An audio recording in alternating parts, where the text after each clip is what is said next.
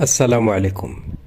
تسبب الصحفي الجزائري المثير للجدل والمطلوب للعدالة في الجزائر عبدو سمار في إثارة ردود فعل واسعة بعد تصريحاته التي أدلى بها عن السلطات الصحراوية والجزائرية في مقابلة مع قناة آي 24 نيوز الإسرائيلية.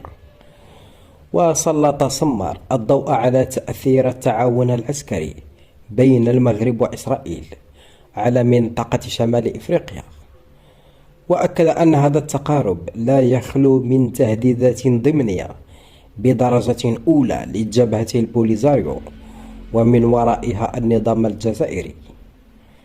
وتحدث الصحفي عن لقاء سري عقدته قيادة جزائرية حول هذا التعاون العسكري، وقال إن الجزائر تشعر بأنها مستهدفة أكثر من أي وقت مضى من قبل هذا التحالف العسكري الناشئ.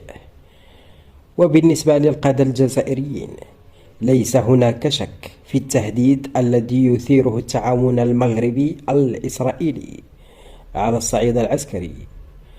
وفي السياق أيضا أشار عبدو سمار إلى أن المغرب يريد تسهيل انتشار القوات المسلحة الإسرائيلية على أراضيه، ويريد الحصول على معدات إسرائيلية متطورة للغاية على حد تعبيره.